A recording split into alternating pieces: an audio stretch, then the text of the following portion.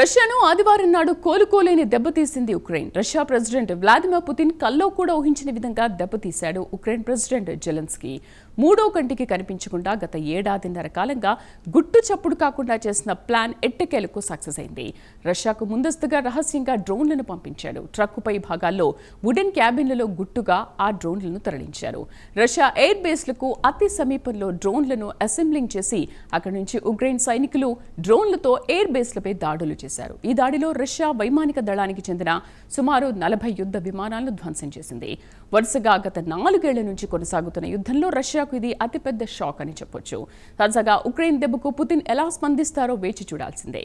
ప్రత్యేక కథనంలో ఉక్రెయిన్ పక్కా ప్లానింగ్ గురించి మరింత సమాచారం చూద్దాం.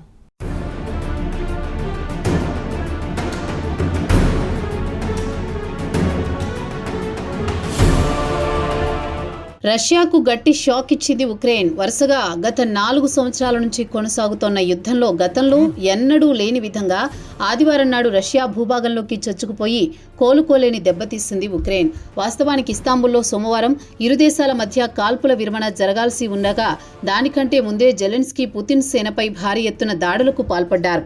అయితే ఈ ఆపరేషన్ ప్రారంభించడానికి ముందే రష్యాపై భారీ ఎత్తున దాడులు చేస్తామని ఉక్రెయిన్ హెచ్చరించింది. అయినా రష్యా దీని గురించి పెద్దగా పట్టించుకోలేదు.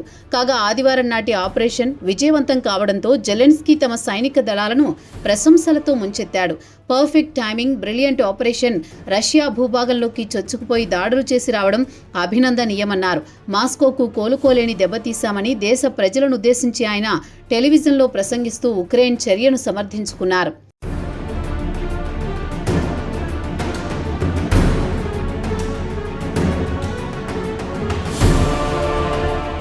ఇదిలా ఉండగా ఉక్రెయిన్ ప్రెసిడెంట్ ఈ ఆపరేషన్లో పాల్గొన్న భద్రతా దళాలను అభివర్ణించారు. ఈ ఆపరేషన్కు గాను సుమారు 117 డ్రోన్లను వినియోగించామని చెప్పారు. ఈ ఆపరేషన్ ప్లానింగ్ చేసి పూర్తి చేయడానికి సుమారు ఏడాదిన్నర సమయం పట్టింది. ఖచ్చితమైన ప్లానింగ్లో విజయవంతంగా పూర్తి చేశామని జెలెన్స్కీ జాతినుద్దేశించి ప్రసంగిస్తూ అన్నారు.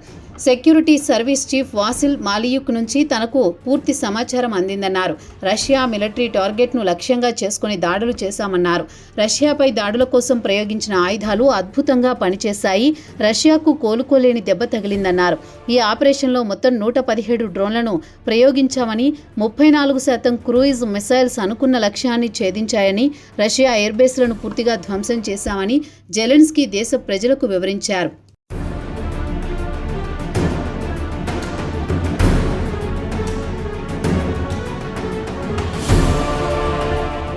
రష్యాకు చెందిన 3 వేర్వేరు టైం జోన్లలో దాడులు చేయడం జరిగింది. ఈ ఆపరేషన్లో పాల్గొన్న వారు దాడి జరిగిన వెంటనే రష్యా నుంచి తప్పుకున్నారు. అందరూ సురక్షితంగా ఉక్రెయిన్కు చేరుకున్నారు. వారంతా క్షేమంగా ఉన్నారు. ఈ ఆపరేషన్పై తాను పూర్తి సంతృప్తిగా ఉన్నానన్నారు జెలెన్స్కీ. ఏడాదిన్నర క్రితం చేసిన ప్లానింగ్ ఇప్పుడు ఫలించింది. రష్యాకు చెందిన 40 వైమానిక దళాల యూనిట్లు ధ్వంసమయ్యాయి.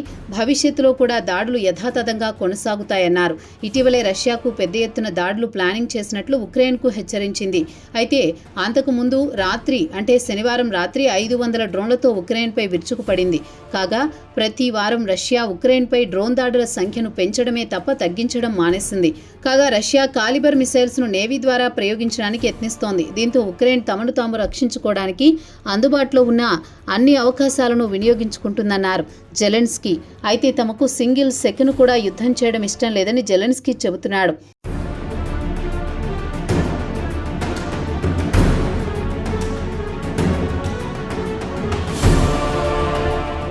కాల్పుల విరమణ ఒప్పందానికి తాము ఎన్నోసార్లు ఆఫర్ చేసినా పుతిన్ పెద్దగా పట్టించుకోలేదు. తమపై పెద్ద ఎత్తున దాడులు కొనసాగించడం మొదలుపెట్టాడు. రష్యా యుద్ధం వైపే మొగ్గుతోంది. మార్చి 11న అమెరికాతో కూడా చెప్పిద్దాం, బేషరతుగా కాల్పుల ఒప్పందానికి వస్తామని చెప్పినా పెద్దగా పట్టించుకోలేదన్నారు జెలెన్స్కీ.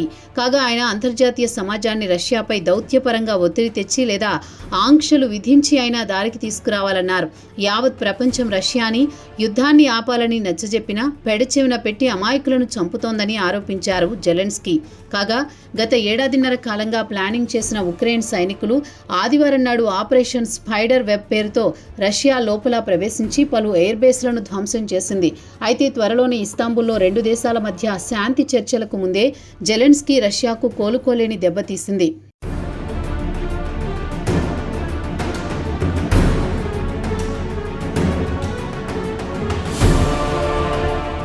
కాగా ఉక్రెయిన్పై రష్యా ఫిబ్రవరి 24, 2022న యుద్ధం మొదలుపెట్టింది. అయితే గత 4 ఏళ్లలో గతంలో ఎన్నడూ లేని విధంగా రష్యా ఎయిర్బేస్లపై పెద్ద ఎత్తున డ్రోన్లతో దాడులు చేసింది ఉక్రెయిన్. ఈ దాడిలో రష్యాకు చెందిన సుమారు 40 విమానాలను పూర్తిగా ధ్వంసం చేసింది. వాటిలో Tu-95, Tu-22 M3 స్ట్రాటజిక్ బాంబర్స్తో పాటు రష్యాకు చెందిన A-50 సర్వేలెన్స్ విమానాలు అంటే నిఘా విమానాలు కూడా దెబ్బతిన్నాయని అమెరికా టీవీ CNN వివరించింది. ఉక్రెయిన్ దాడిలో రష్యాకు సుమారు $7 బిలియన్ నష్టం వాటిల్లిందని తెలిపింది. ఇండియన్ కరెన్సీ ప్రకారం చెప్పుకోవాలంటే సుమారు 60,000 కోట్ల వరకు నష్టపరిచింది. 34% రష్యా క్రూయిజ్ మిసైల్స్ను తీసుకుని వెళ్లే ఎయిర్బేస్లను పూర్తిగా ధ్వంసం చేసింది ఉక్రెయిన్.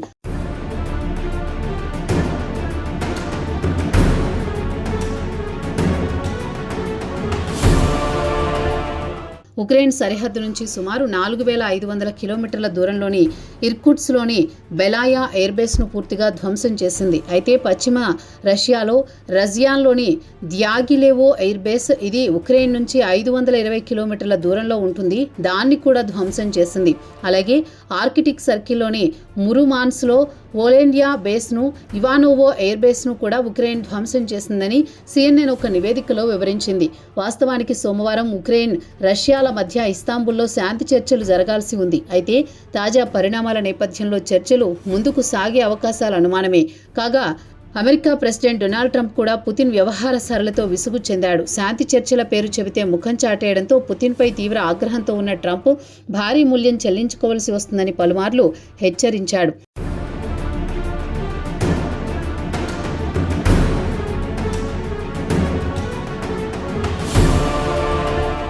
కాగా పుతిన్ గతంలో టర్కీలో ప్రత్యక్షంగా చర్చలు జరుపుతామని ప్రతిపాదనలు తెచ్చారు. దీనికి జెలెన్స్కీ అంగీకరించారు. అయితే చివరి నిమిషంలో పుతిన్ డ్రుమ్మా కొట్టారు. అయితే ఉక్రెయిన్ రష్యాల మధ్య విదేశాంగ శాఖ అధికారుల స్థాయిలో చర్చలు జరిగాయి. బేషరతుగా కాల్పుల విరమణ ఒప్పందానికి అంగీకరించడంతో పాటు యుద్ధ ఖైదీల మార్పిడితో పాటు బందీల విడుదల, చిన్నపిల్లలను విడుదల చేయాలన్న ప్రతిపాదనలతో చర్చలు జరిగాయి. అయితే రష్యా కొంతమంది యుద్ధ ఖైదీలను విడుదల చేసింది. తాజా పరిణామాల నేపథ్యంలో పుతిన్ ఉక్రెయిన్పై పూర్తి స్థాయిలో దాడులు చేసే ప్రమాదం మాత్రం ఖచ్చితంగా ఉంటుంది. మరి జెలెన్స్కీ రష్యా దాడులను ఎదుర్కొంటాడో లేదో వేచి చూడాల్సిందే.